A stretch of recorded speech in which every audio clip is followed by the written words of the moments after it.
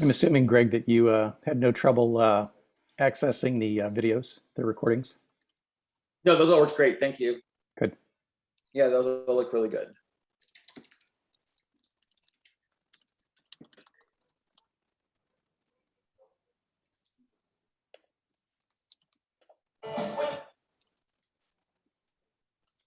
I brushed out there and got. Can you guys hear that?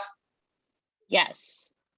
It's so weird. Once you share your screen on Zoom, then your audio is shared for the rest of the time, even when you cancel the screen share. Oh. It's really strange because I canceled the screen share, but you guys can still hear the audio from my computer. I thought that was the case. So if I share my screen and then I put my heavy metal Spotify on, Yes, people will still Yeah, hear it. not so much with that. interesting. Smart Alec. I If do I'm it. over here listening to thrash metal, I am a fan of Rammstein, so all right. All right, I think I've almost, it's not exactly the same as Nasreen's like text formatting. And Teresa was emailing me, so I'll go back and check in just a second, John, because she was asking me about chalice lighting and whether whether Annalise should read the covenant. So Or Teresa, if she wants to, doesn't matter. Or me, I don't care. that's what I told her. So I said, just let me know what, I always ask what the kid prefers as opposed to what the adult prefers, because I worry that an adult will say, sure, she'd love to. And then like the reality is she's petrified. Okay, Joel, was there anything you wanted me to add to this? let me have a look at that. Okay, and let me go delete the one that's not working. And then I can change the spacing on that. Let's see.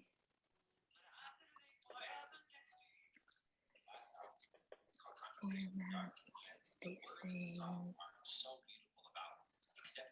And then put it here. That's a little better. Okay.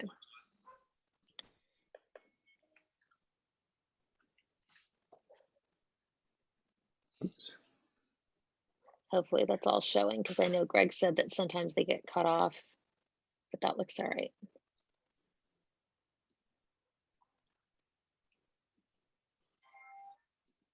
Right. Looks like you're on it. Okay. Yeah, I see the different. It's more like a bold font at the moment. Yeah, Meditation. and I can Zoom. unbold it. Yeah. What about mentioning that we're gonna have we're gonna try out a June, is it the 20th? When we try it out on the lawn? 18th, I think. I should remember this.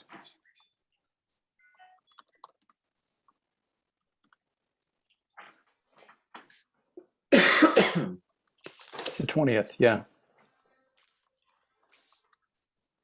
Oh yeah, because it's July 18th that you're back from vacation. That's what I'm confusing. That's right.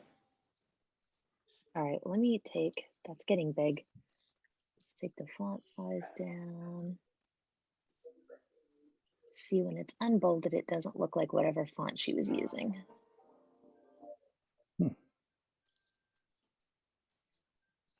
So I don't know what it is.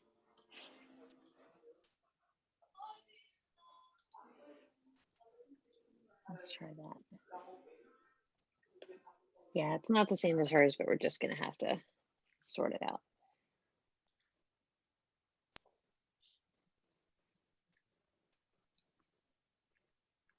Okay, so Annalise does want to read the chalice lighting herself.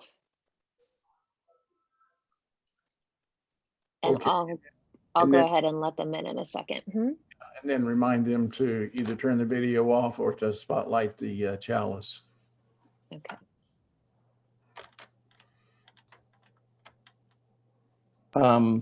You want to make me a co-host so I can keep an eye out for things when Sarah's doing Yes. TFA? Yeah, of And course. Sarah, last thing on the slide, can you make it the outdoor service? Yes, one moment. Yeah, thank you. Thanks, Greg.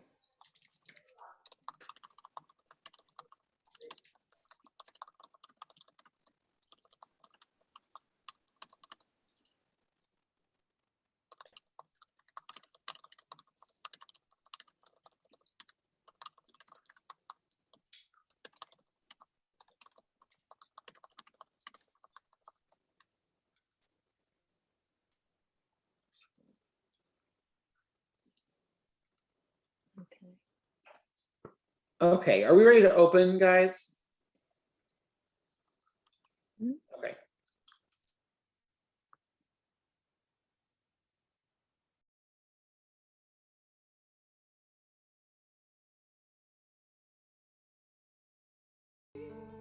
Silent lies never give you what you need.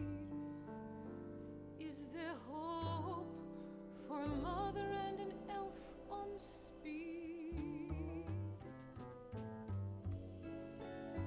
Kiss the sun hello, child in the park.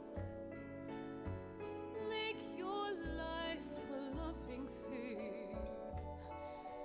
I'm so tired, you're so wired. I'm a poet without a heart, and you are my child, my lovely child, so serene. Read about us in a magazine. Why are we still crying by the washing machine? Let's run away, child, and follow a dream. Kiss the sun hello, child in the park. Make your life a loving thing. Park is late, wind is strong, the trees have eyes, and you are my song, my lovely song. What is love?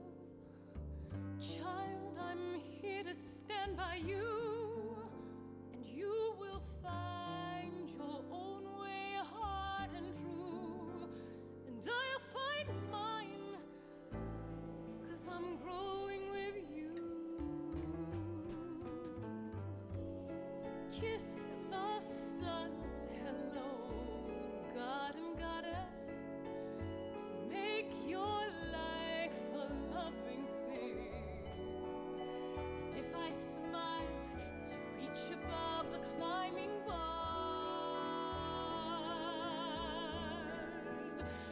to see the stars, you are my love, child, my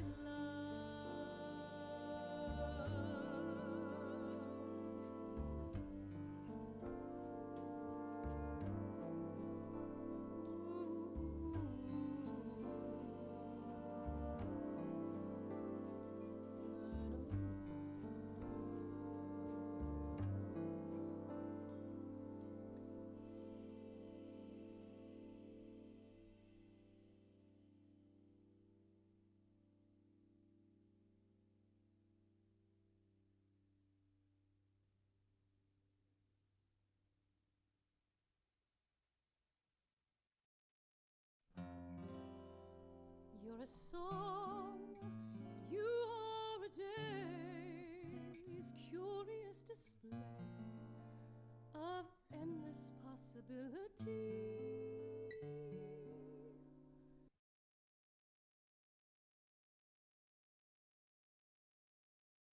The cantankerous and contrary to rise up and be the extraordinary.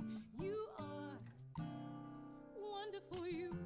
Nobody else is gonna do. I am set on wonderful, you. Nobody else is gonna do. I am set on wonderful, you. You're a cloud, you are the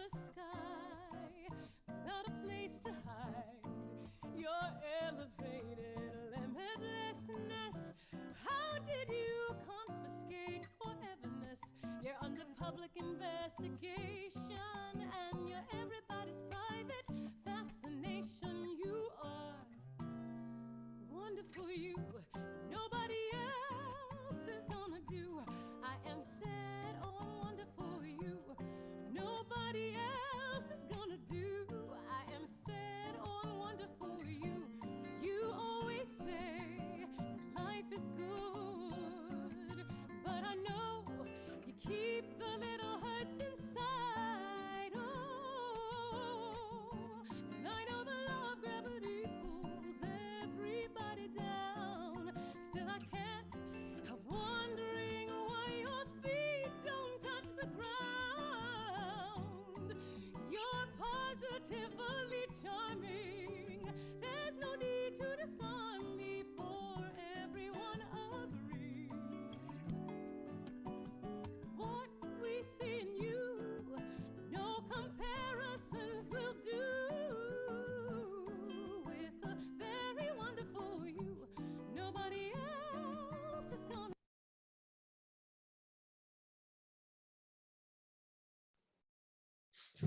Good morning, All Souls. My name is Greg Sanders, and I'm very proud to be our music director here at the church. And I'm also functioning as our technical director during our online services. We want to welcome you today, and especially thank you for joining us on Memorial Day weekend. We're so happy to have you. Today's service is called A Queer Conversation, and we'll hear more about that from Reverend Miller and our worship associate, John Murphy, in just a few minutes. I'm here just to let you know if you need anything in terms of navigating the technical aspect of the service today, I'm here to help you. We encourage you to stay muted. We encourage you to observe the service in speaker view, and we also invite you to engage with us in the chat as the service goes along. It's a great way to connect with your fellow congregants and visitors. Following the service today, we'll have a virtual coffee hour, and we hope you can join us for that as well. I hope you're having a lovely weekend. It's beautiful outside, and we'll get you off in time to listen to or watch the race on TV if you're planning to do that. Thank you so much for joining us, and our worship associate today will get us started.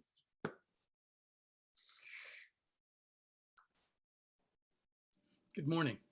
Welcome to All Souls worship service this morning, this Memorial Day weekend. I'm the Reverend Joel Miller. I'm the interim minister here at All Souls. So glad to welcome you all, longtime members and visitors, young and old, gay and straight and queer, rich and poor. It is good for us to be together in all the ways that we are human and are the same, and that we love and that we cry and have wonder and have questions.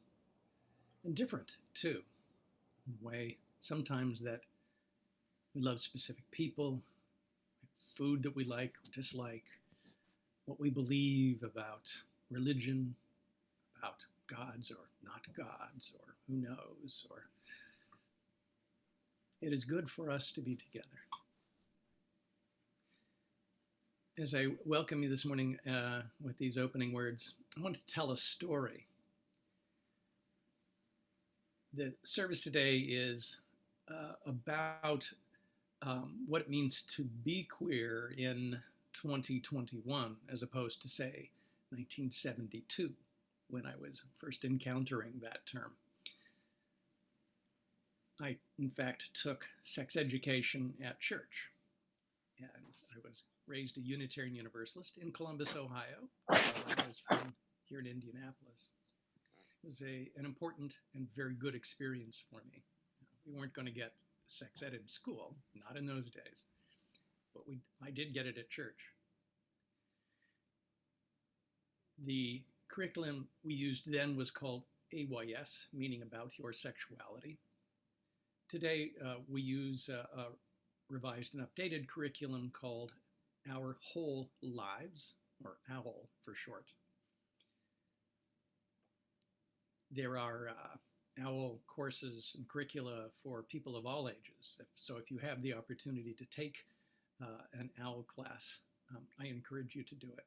It's a very positive experience, a great way to understand healthy sexuality and how to live sexuality with respect and with joy.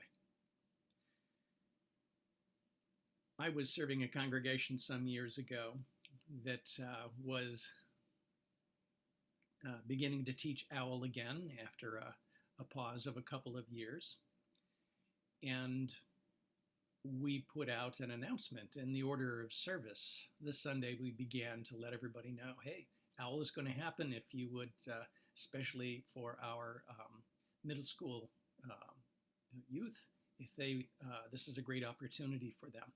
And there was a little artwork with the announcement in the order of service that included some boxer shorts and some panties hanging on a clothesline. Well, after the service, I had picked up my coffee, and as I turned from the coffee maker to greet people, I was surrounded by members of the congregation. All kinds of members of the congregation with a lot of different opinions. There were some older folks who were upset that the order of service would contain drawings of underwear, and they felt that it put too much focus on the pelvic area. I didn't have a chance to respond. The next a couple made comments about how there were boxers and there were panties, and we were creating a heteronormative assumption in having done the artwork that way. They were offended by that. And I was listening and thinking about, okay, I got two very different views of this so far, not very good.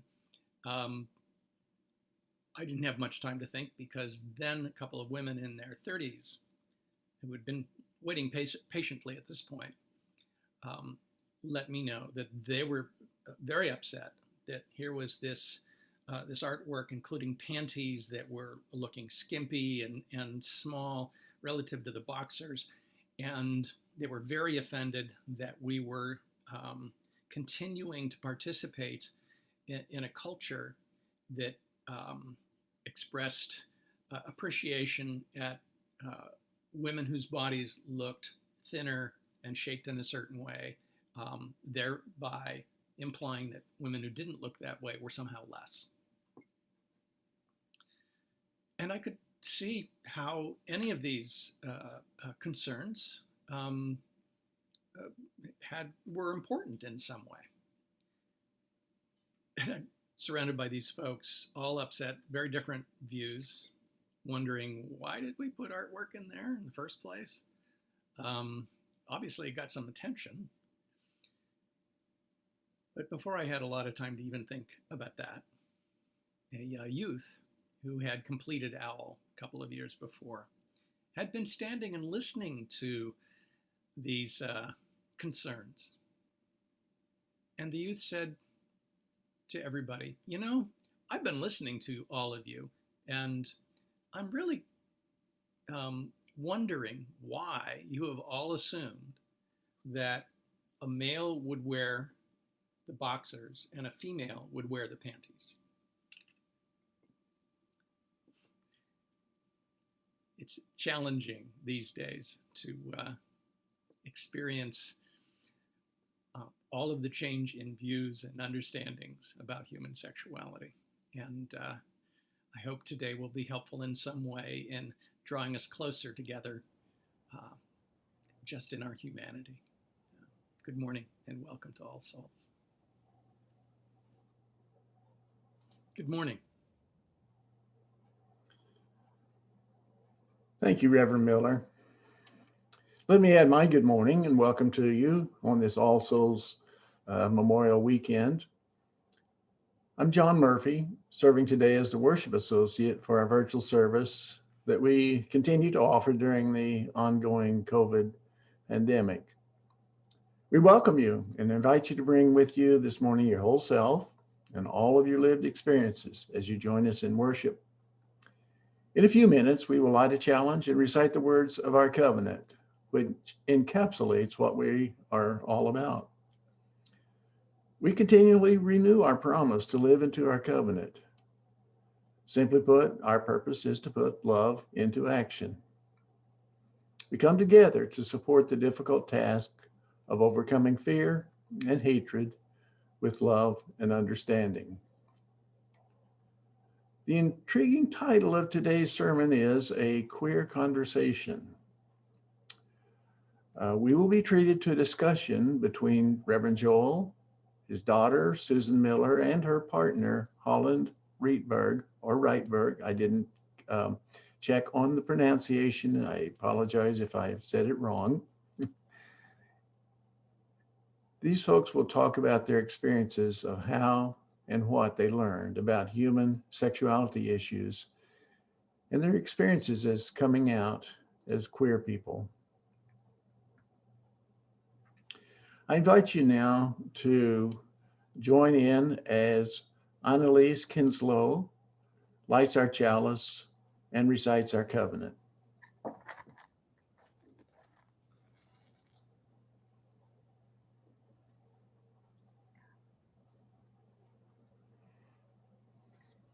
We are Unitarian. Love is the spirit of this church, and service is its law. To dwell together in peace, to seek the truth and love, and to help one another. This is our covenant. Very good.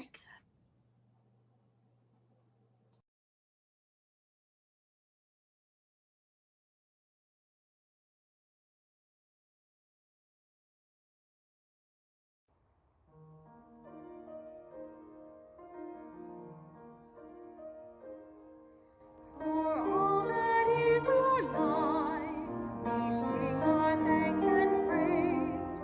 For all life is a gift which we are called to use to build the common good and make our own days glad.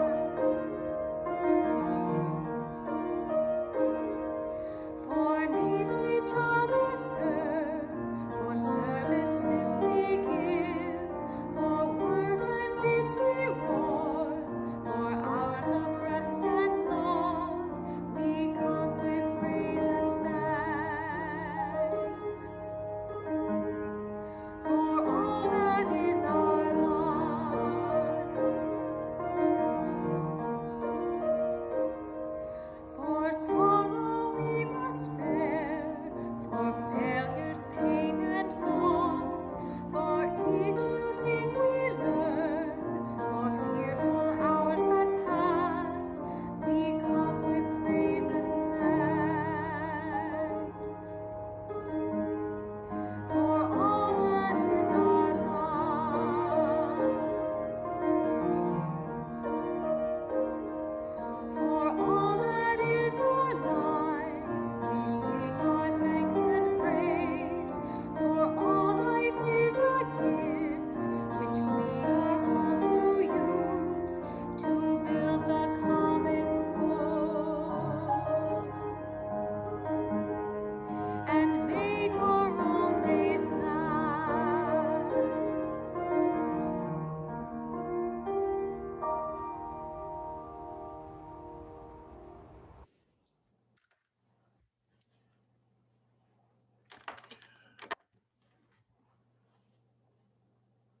So I think I've finally got it down.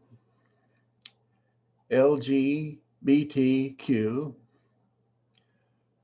but I don't like the Q, queer. It's probably a combination of my old school generation and the culture I grew up in. But queer feels like a derogatory term. Not quite as gross as faggot, but more crude than gay. But you know, for what it's not my call. And folks get to decide how they will be addressed. For what it's worth, I am getting more comfortable with the term queer as time goes on. However, what I find truly appalling is the continued denigration and marginalization of the LGBTQ community in our society. Maybe all that's needed is for my generation to die off, because it seems that the younger folks in our midst are way ahead of us on the acceptance and normalization of all forms of sexual preference and gender identification. I wish I could say that I'm as far along as the youth, but I can think of at least 2 instances that illustrate my foot dragging, certainly in the past and even more recently. First, a few years back, as many of you will remember, All Souls started the process of being UUA certified as a welcoming congregation. That meant that we would be welcoming to everyone, regardless of their gender identity or sexual orientation. I can recall thinking and even perhaps saying out loud that I hoped All Souls didn't become known as the gay church. Of course, only a little soul searching and reflection was needed to understand how utterly absurd and irrational that statement was. More recently, when the idea of including pronouns on our name badges was promoted, my first thought was how unnecessary that was and how I didn't really want to change. I recall at the time that I found several reasons why it seemed like an imposition. But after some reflection, I can see that most of my reluctance was simply rooted in age-related resistance to change. Thank goodness. Yet I confess that early on, some of my reservations was annoyance that the LGBTQ folks were asking me to learn and use the unfamiliar they, them, their, and to put what should be the obvious, he, him, his on my name badge. In all this, I consider myself fortunate to be a UU because our first principle easily answered my name badge issue, respect for the inherent worth and dignity of every person. And I really think this notion of respect for dignity and worth is beginning to take hold in our society with regard to the LGBTQ persons. It's about time. And about that hang-up of mine, about the term queer, I'm working on it.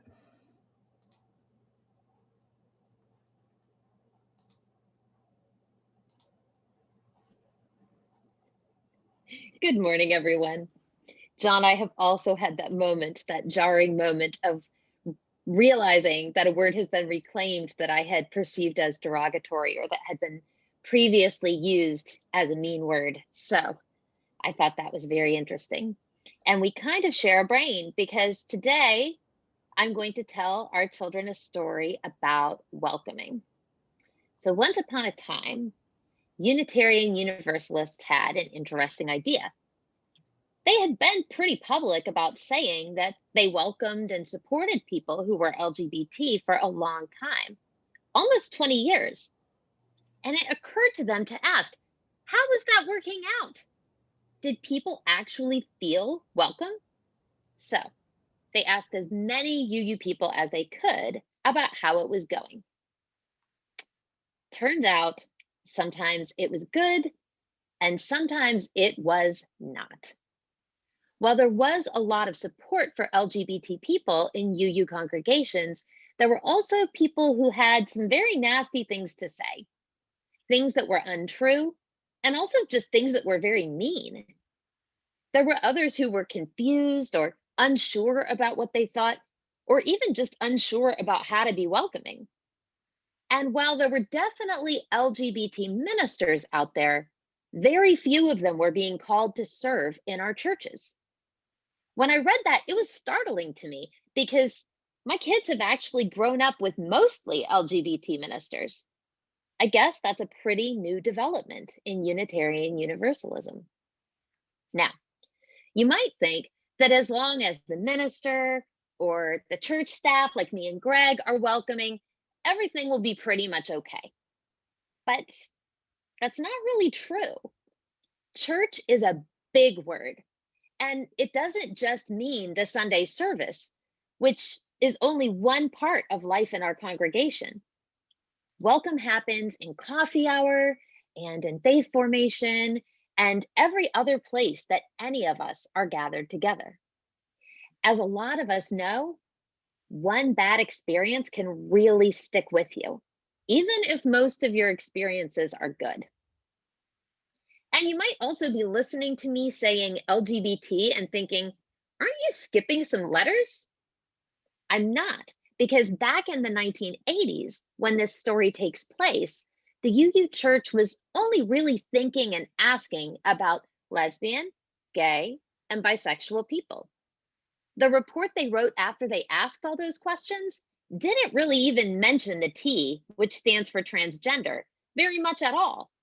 So, as you can see, there's always new learning and growing to do.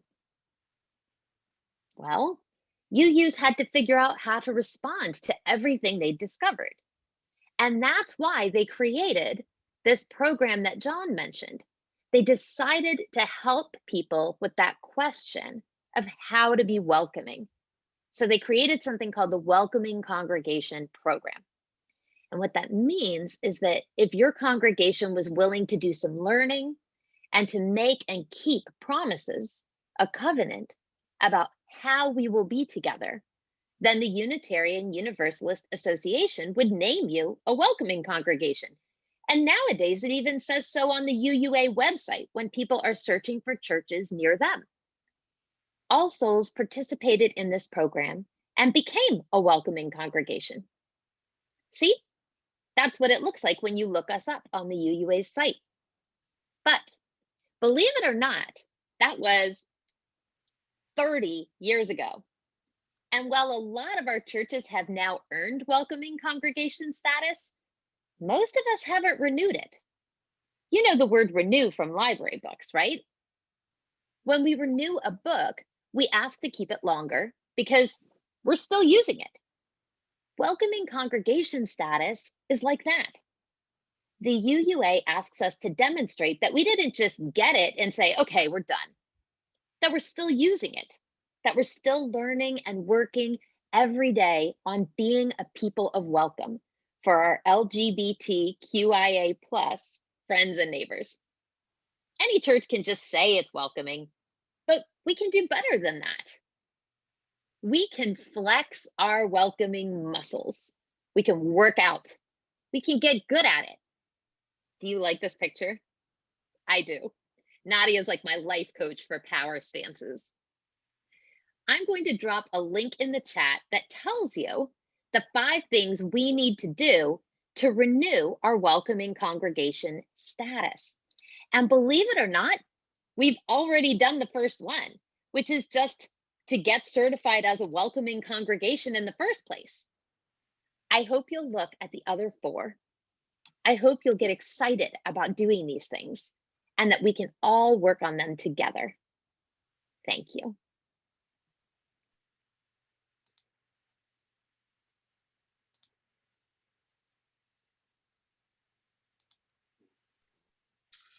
Hi, everyone. For our Celebrating with Music today, I thought I would play for you a couple of clips from one of my other jobs in town is the director of the Indianapolis Men's Chorus. We are a group of guys, most of whom identify as gay, although there are lots of variations of that and lots of variations of identity. But we did a project for Valentine's Day this past year that I called the IMC in Love, where our guys told stories about their relationships and the way in which music has brought them together. And since we're focusing on queerness today, I thought it would be nice to get to hear some of them. So this first piece is by 2 of our gentlemen who are actually just recently married. Their names are Johnny and Jericho, and they're singing a song by John Legend. It'll take me a second to get to the right cue, but I'll find it for you. 1 second.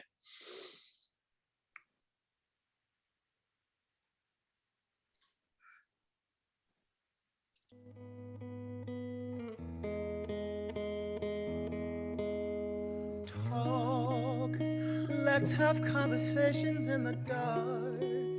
The world is sleeping, I'm awake with you, next to you. Watch movies that we both already seen. I ain't even looking at the screen, it's true.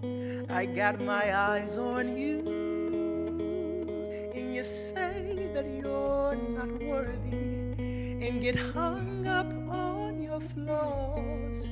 But in my eyes, you're perfect as you are. I would never try to change you, change you. I would always want the same you, same you. Found everything I prayed to, that I won't break your heart. I'll be there when you get lonely, there when you get lonely. Keep the secrets that you told me, Swear on everything I prayed to, that I won't break your heart. On Sunday mornings we sleep until noon, but I could lay forever next to you, next to you.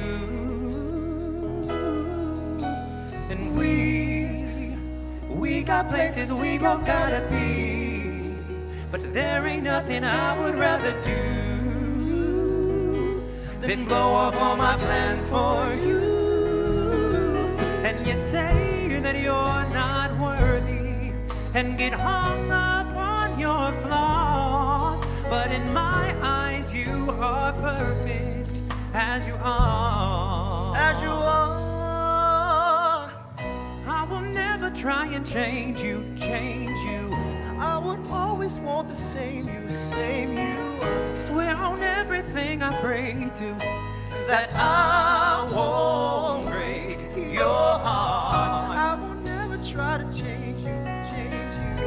Keep the secrets that you told me, and your love is all you owe me. And I won't break your heart. When no one seems to notice, and your day seems so bad, my darling, you should know this. My love's everywhere you are. I would never try and change you, change you. I will always want the same you, same you.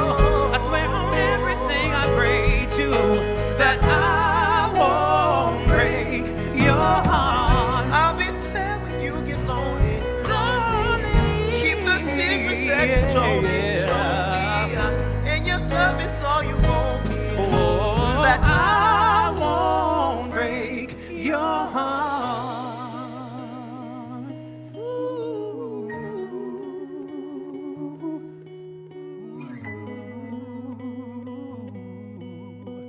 I won't break your heart.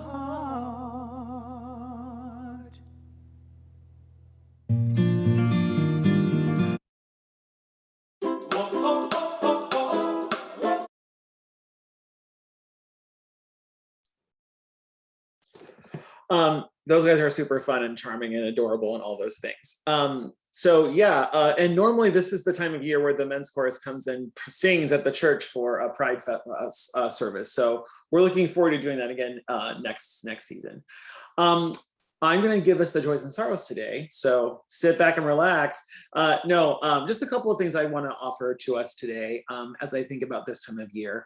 The first one I want to say is I want us to keep in our hearts this morning people we know, family members we know, heroes that we know who have lost their lives in battle. That's what Memorial Day is originally for. And I especially want to lift up any member of the military who identifies as LGBTQIA. That is a difficult road, and those people are called to a purpose that they believe very deeply in, even if they don't always feel welcome doing that. And the courage that takes is profound. So I think we should really respect and honor them and thank them for that. I also want to lift up our students right now. This is the time of year where they look forward to the summer and they've just finished their studies. And the Memorial Day weekend always is kind of like the beginning of their summer recess. And I hope that all of our young people get to enjoy this time, and I hope that they get a chance to reflect and get ready to get geared up for another year coming up in a few months. And finally, I want to I want to thank all of you who've been working in our community garden. I've been to the church a couple times. It's looking beautiful. And as someone who has never gardened in his life, I have a little tomato plant in my backyard. And I'm just aware that this is a season of growth. And it's just so beautiful to get to see everything growing and blossoming in our world. And so I want to thank you all who have contributed to that. We'll take a minute of silence. If you have anything in your heart you'd like to sort of share or lift up, we invite you to do that now.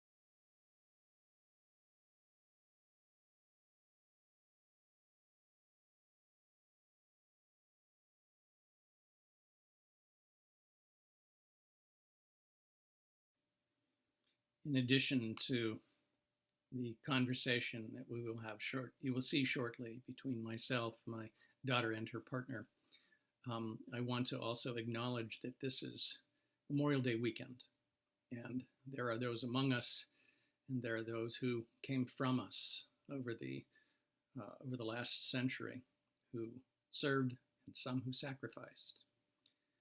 And so, in addition to offering our thoughts or our meditations or prayers for the joys and sorrows we've heard, I also want to include a remembrance of those who have served and some who have sacrificed.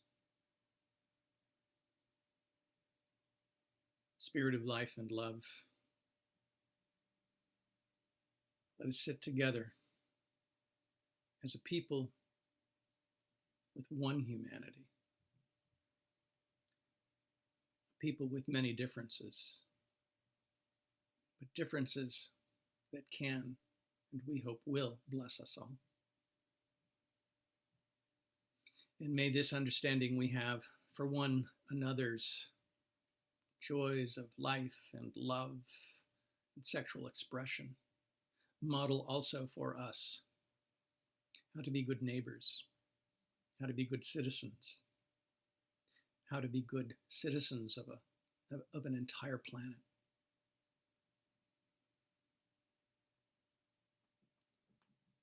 And may our citizenry, our love, help us someday to understand there are different ways to resolve our conflicts, and there are different ways to be led by others that need not involve war or organized or disorganized violence. But until that time comes, we know there are those who will serve us and sacrifice for us. And we remember today that there are those who have sacrificed for us. We remember them in monuments, the names often carved into stone, their names sometimes lost. May we remember them today. Remember that their sacrifices were great. And as we remember, let those sacrifices be for us inspiration for the smallest of connections, perhaps the most difficult to understand of acceptances, these surprising, unexplainable differences. Let us connect. Let us love. Let us live in shared appreciation. Let us live this way so that the sacrifices of those in service to us will not be in vain.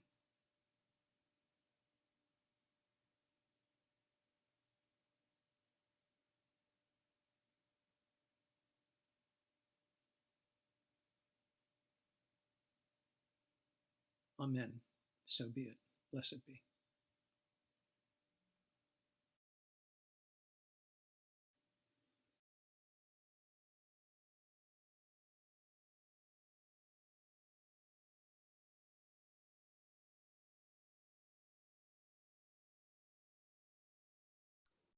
Hold on, please, everyone. Let me see if I can fix this for us.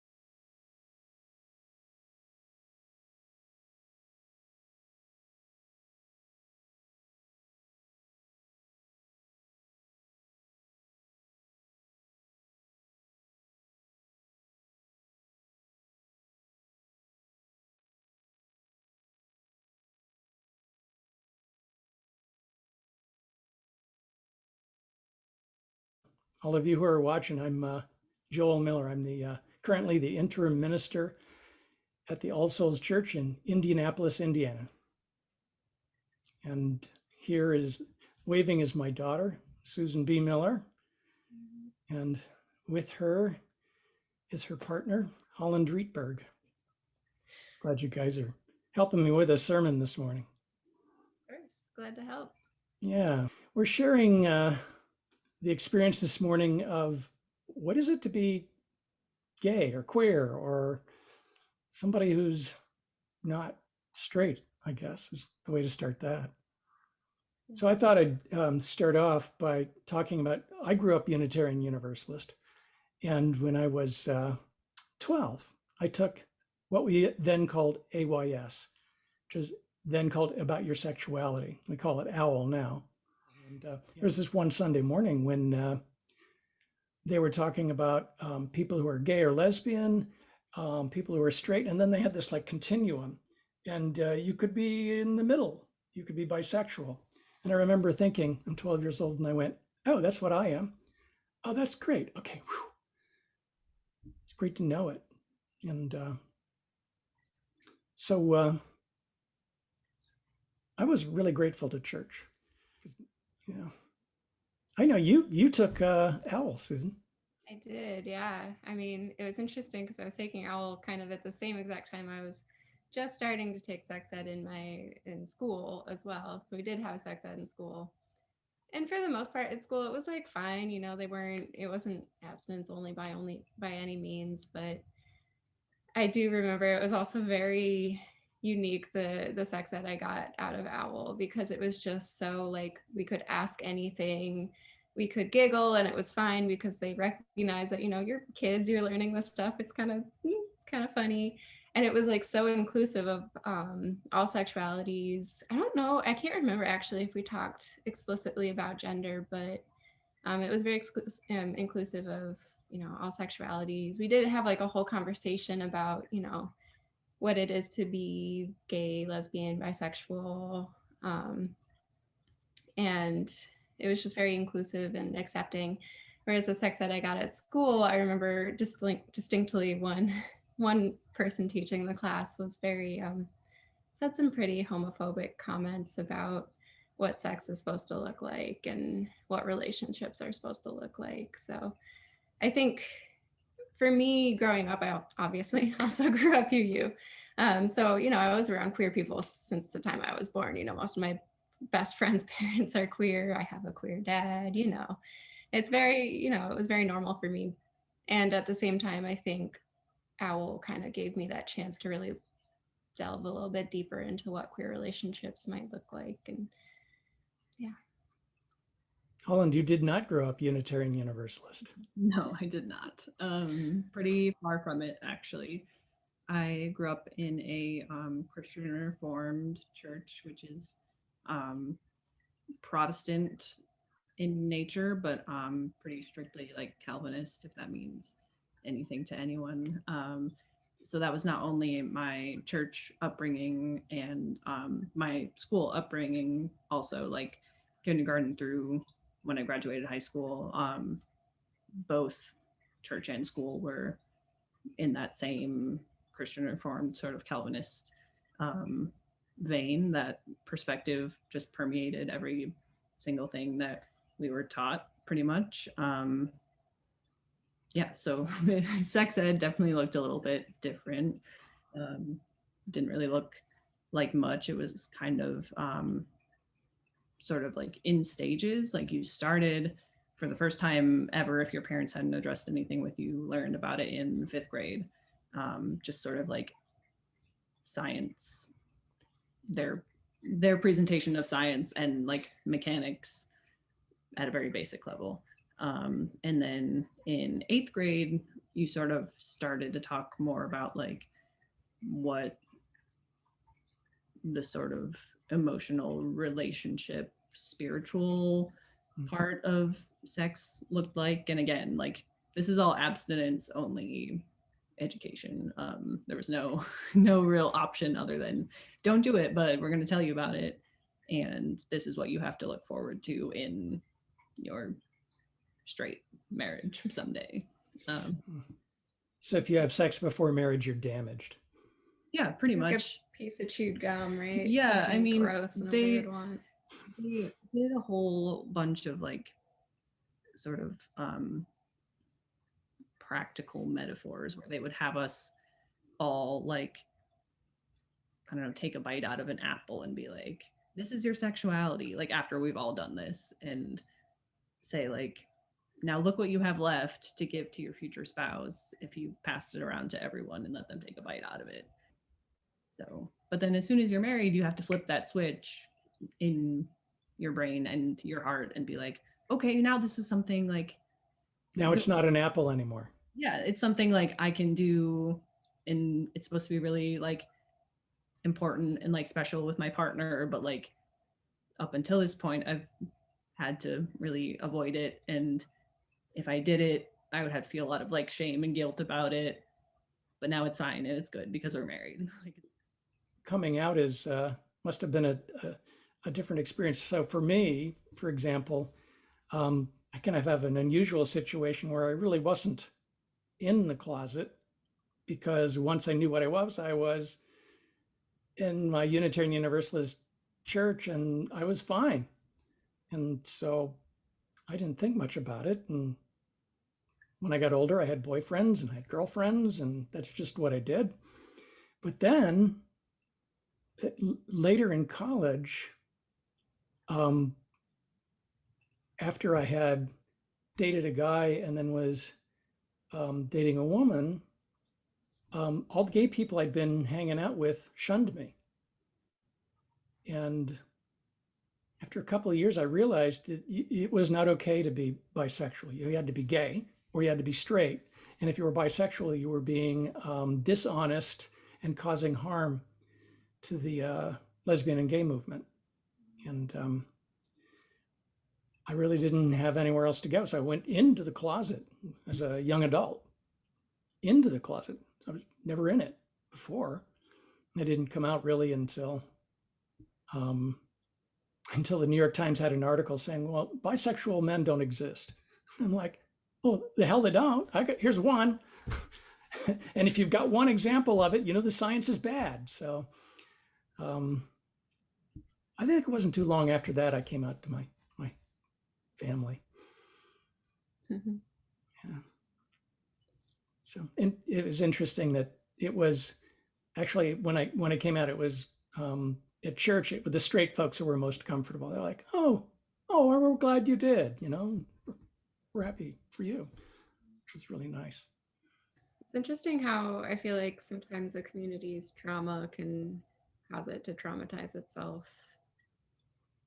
Just that way I think of when I hear about, you know, gay people or lesbians being biphobic. It's like you had a lot of bad things come at you from coming out, and understandably have worked very hard to make it okay for yourself and make it okay in your community. And now you're presented with someone who kind of flips that on its head a little bit, and trauma response of causing more trauma is sometimes what happens, and it's not Yeah. okay. And I'm hoping that that's changing. I feel like a lot of people in our generation and younger generations like are super bi. It's very So coming out for you was well for me. Again, was always pretty comfortable with queer folks. You know, lots of lesbians in my life, especially. But I didn't really. I only dated cis men through the beginning of college, and then was kind of. I still had to do that internal coming out. And then I kind of decided, you know, I don't like the whole idea of coming out, so I'm not going to, and I'm just gonna have relationships and date who I want to date, and the people who know me will figure it out, and the people who don't know me well enough to know don't matter enough to know. So I kind of just started dating the people I wanted to date, and that's really how I came out. That's kind of how I operate. I think it's in a lot of ways a very privileged place to be, since I knew, you know, my family was going to accept me. I knew my community was going to accept me. I didn't have to come out, really. I didn't feel like I needed to. I was kind of like, okay, family, like, here's my partner.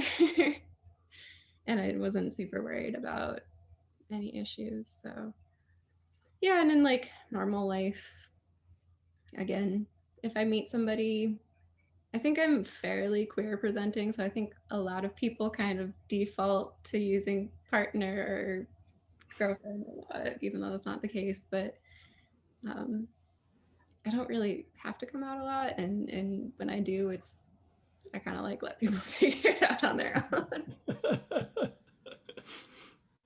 Yeah.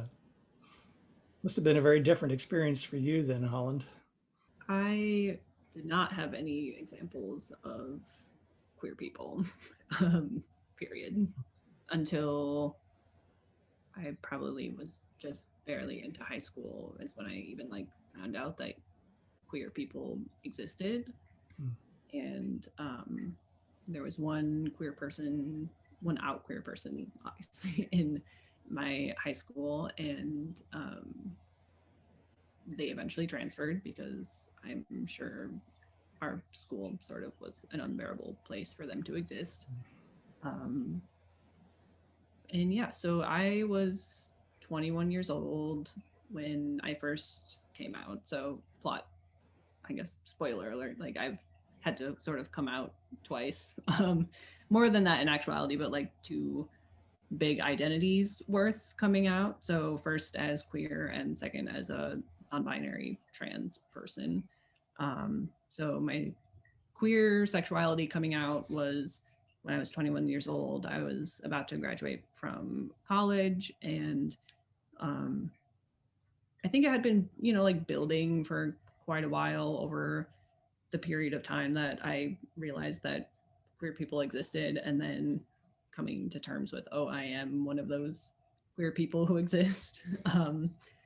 It was kind of nothing. And then all of a sudden it just like hit me that like, oh, this makes sense of my entire life. Like I am queer and definitely like interested in women primarily. And as soon as that sort of hit me consciously in my own self, then I like immediately came out, because it just like came out of me of its own volition, because I could not hold on to it anymore. And so my first time coming out was this huge, like really exciting, like huge relief thing for me. Not so much for everyone that I came out to. That was something that was very unpleasant and very difficult at first, between my family and some friends. Definitely like lost some friends along the way. And so I kind of like, before I left, I felt like I came out, like sat down and came out with everyone I felt the need to. I was like, you know what, everyone else can just figure it out. I think I made a National Coming Out Day post on Facebook, and a close family member decided that me just springing that on people in that way was very unfair, and so had to take it into their own hands and out me to my extended family in an email.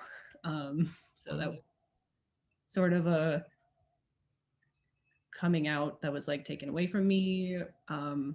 Not that I wouldn't have been okay with those people finding out, but coming out is definitely like a very personal narrative that I feel like most of us want to have some sort of control over. And so that was also kind of a hard thing. And then right in around there, I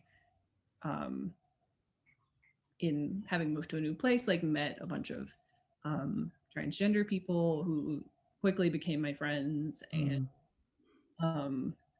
at that point, I was already sort of like questioning my gender identity and telling them I want to use she and they pronouns. And so these friends, being amazing, were like, okay, they them it is. So I kind of got a feel for what they them pronouns felt like, and being perceived more in like a trans masculine way. I don't identify as a man in any sort of way, but I do identify as trans in sort of like an genderless way. So having people around me to help me sort of come to that realization was great, but at the same time, coming out as a non-binary person was a really like scarier thing to me than coming out in terms of like my sexuality. I think I was already very aware of how trans people are viewed and treated in our society, and that like really, as much as I also felt a lot of relief in being like, oh, I'm non-binary, like this makes again like so much sense, and I'm so ready to like live as that person. At the same time, it was like I definitely had a really hard time like processing the fact that I remember having like the explicit thought like I do not want to be trans. Yeah, lots of coming out at this point in my life. And yeah, I also in a day-to-day basis, I just like there's no way, shape, or form that I'm not read as some sort of queer, so I don't really have to come out. Right? I totally pass all the time. People just think I'm an old straight guy. So I'm thinking about identity.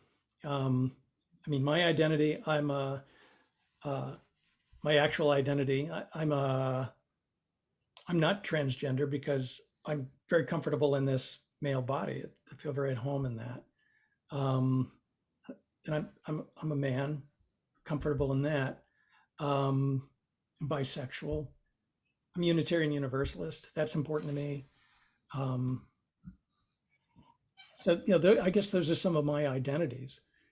Like we said, coming out is a very personal thing and a very complex thing. A lot of the times, I think identity is obviously also very inherently complex and personal, and for a lot of people, highly intersectional. Obviously, we're a bunch of white queer people, but if you add in being a queer person of color, there's a whole other dimension of life experience that is wrapped into what someone might hold as so where being a person, like being a Black person and a lesbian come together, and it gets even more complicated, I guess, then. Yeah, complicated and more inherently dangerous, I think. Mm-hmm. Yeah, I think it's important to remember too that everybody has these identities, and not to just think about them when you're thinking about like a Black trans lesbian. There are also white cisgender straight people, you know, and those, you know, I think queer people, whether you're gender queer or sexuality queer, we have to do this whole process of coming out to ourselves and figuring out our identity and doing this internal work of like, oh, this is who I am, this is what I'm comfortable with, you know, trying different things on, you know, oh, that doesn't fit. Whereas I feel like a lot of people who don't do that internal struggle, you know, don't think about their identity. Yeah. So like I feel like queer people, you know, Holland has had to think really hard about both sexuality and gender and like where they place in the world because of that. Whereas, you know, me, I'm cisgender, I'm queer, so I've had to think really hard about like, what label do I use for queer? Like what identity, sexuality, what label do I use for that, right? Because I'm not comfortable with bisexual, I'm not comfortable with like a lot of the other labels that we have. And I've had to do this whole process of figuring that out. And I think, but I have a privilege and like I'm cisgender, like you said, like you, Dad. Okay. Yeah. I haven't had to think about that quite as much, but we still have that identity. And recognizing that is like, I think a step in the process of being able to start to sort of, I guess, empathize, not understand, but kind of be in the world in a more conscious way. Yeah, and I think building that, so for example, my identity is as a non-binary person specifically is something that is rarely seen or acknowledged. And Joel, like kind of going back to your question about my pronouns, like what do people use? It literally just depends on the person who's perceiving me. Yeah. Because usually I'm read as some sort of queer, as like I said. But in any given span of an hour, I could get he, she, yeah, I get he, they, she. It depends on if I'm wearing a mask now in COVID time.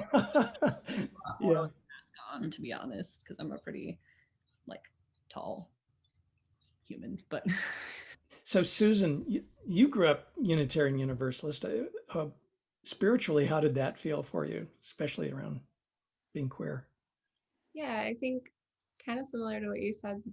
I think I was talking about earlier in trying to figure out identity, doing a lot of this internal work. I think are always kind of encouraged to question and do that whole process of what is your spirituality, like figuring out internally what you believe and how it connects to the larger world and larger spirituality. So I think in a lot of ways that really set me up for being able to do this questioning work within myself without panicking about it. I feel like for a lot of people that process is really painful and hard, and like understandably, because if you're taught, you know, you don't question this doctrine, and this doctrine of like heteronormativity and cisnormativity is like what's been placed on you. That's a really scary process to have to start questioning, like, who am I, like, in this normativity? But growing up as a UU, it's like, yeah, good, question it, like figure it out, like whatever you decide for you works for you. It's like, as long as you're not hurting anybody. Different journey for you, Holland, coming from that Calvinist Reformed background. as soon as I sort of consciously like acknowledged that I was a queer person, and it happened, like it just needed to happen, that I just came to embrace that part of me, because living without doing that would have been unbearable. In the wake of that, like me just kind of jumping into it without really there's no real like hesitation. Once it was a conscious acknowledgement, it did require literally the dismantling of my entire worldview. And I think you talking about finding a lot of like wonder and joy through like your lived experience as like a queer person, and having to do that work too, like the journey of having done a lot of that work, and now like going forward in my life, and there's still plenty of work to be done, not only in terms of identity and queerness, but just who I am as a person and what my spirituality and my personal spirituality looks like. I think is going to be a great exploration and adventure. But yeah, I sort of left the Calvinism at the door of queer. Yeah. I really appreciate you guys helping me offer the sermon this morning. And It was fun to talk with you guys. Yeah. Yeah.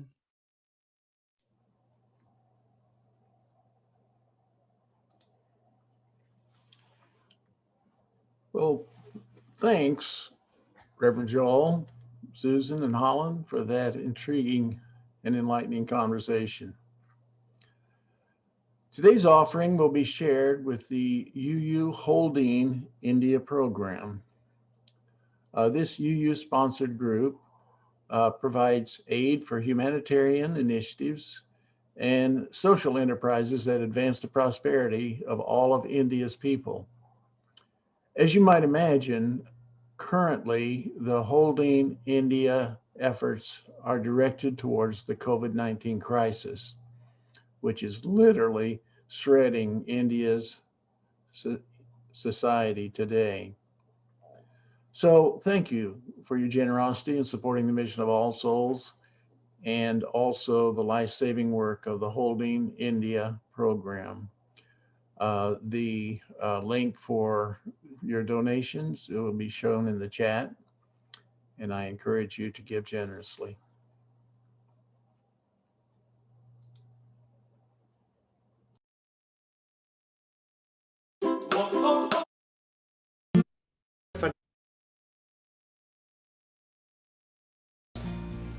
Started me on the path to where I am now, creating something for the stage that can connect and reach with people. Strange dear, but true dear, when I'm close to you, dear, the stars that fill the sky. So in love with you am I. Even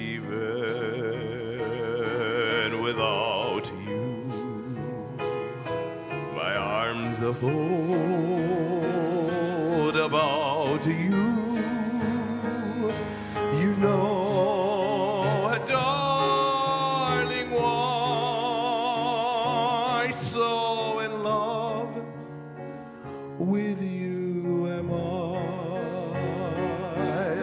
In love with the night mysterious, the night when you first were there.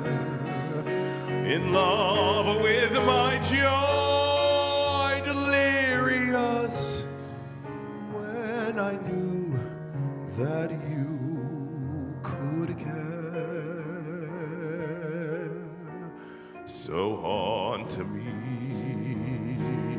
and hurt me, deceive me, desert me. I'm yours till I die. So in love, so in love, so in love with you, my love. Am I.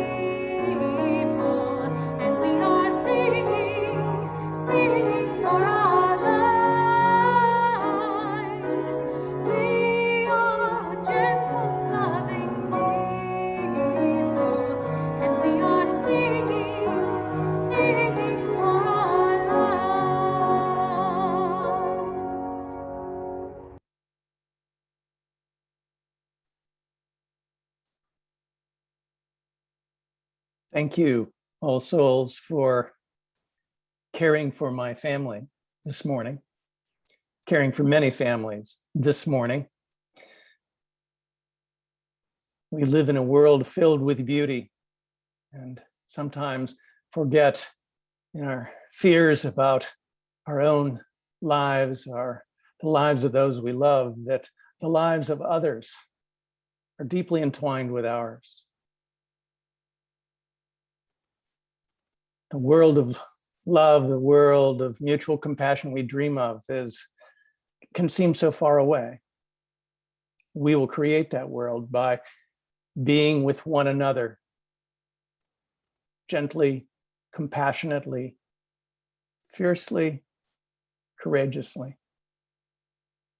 I want to let you know that Holland especially is grateful for your attention this morning. I will also tell you that it's almost unbearable for them to listen to the conversation. It's not always easy to be in a world that would prefer not to see you. We feel seen this morning. We feel loved. All Souls, may your good spirit shine light and love in a world that continues to desperately need it, for you and for the beauty that is this life. Thank you. Go in peace, be in peace. Amen. Good morning again, everyone. If you look in the chat, you'll see a link to our online virtual connection card, which is simply rich with opportunities for participation in our larger All Souls community life. So whether you're a first-time visitor or a longtime member, please do take a moment to fill this out. Consider helping us to water the young trees of the All Souls Grove. You can explore being a delegate to our denomination's General Assembly in June, which is virtual this year, which significantly lowers the bar for participation and widens the pool of who might actually be available to participate. So if you haven't gone to General Assembly in the past because you've said to yourself, oh, I'm not sure how to work out transportation or hotels or whatever, you don't have to worry about any of that this year, and you can be our delegate. So please do look into that. As always, our socially distant meditation group is meeting on Mondays, RSVP if you're interested in that. The Soul Matters group for this morning, I believe, will not be meeting. I think that there's been an illness in our facilitator's family, and so I believe that is canceled. The other thing that is really dear to my heart that I just want to make sure everyone's aware of is that we are looking for additional volunteers to be willing to serve lunch to our Freedom School youth between June 14th and July 23rd. We need 2 volunteers per day, Monday through Friday, during a volunteer window of 11:30 to 1:30 p.m. The lunches are prepackaged. They're really kind of like Lunchables. So it's not a tremendously difficult task. And if you're 12 and up, I know some of our youth are always looking for volunteer hours to round out college applications or for scouting badges. Please do reach out to me and I'll connect you with that wonderful opportunity. Thank you.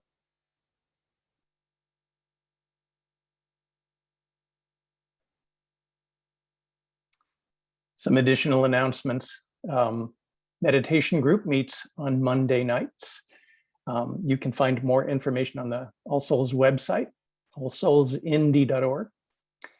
The grounds cleanup in 2 weekends from now that was going to happen on the 12th on Saturday has been postponed. We will let you know we are rescheduling it. We've got a lot of cleanup to do as we prepare to be back both on the grounds and we hope in the sanctuary, perhaps as soon as September, if not sooner. There is, however, on June 5th, an event for all ages. There's the Shirt Dyeing Seed Day on the grounds. And we ask that you RSVP. That will be a lot of fun. I'm looking forward to it. I bought my t-shirt because I want to dye it, dye one for myself. I especially want to highlight for you, we'll let you know more about this, but we're going to do our first run through live run through of a service together as a congregation outside on the grounds of the church on June 20th. Look for more information about that. I'm very excited and very nervous about it. We'll continue to Zoom. And so if you would prefer to stay home and watch from there, or you need to stay home and watch from there, you will continue to always be able to attend services by Zoom. That's our plan. Look for more information. And again, All Souls, thank you for being there for my family today. All right, everyone. Thank you for joining us. We're going to be opening up your breakout rooms here any second. Have a great rest of your holiday weekend.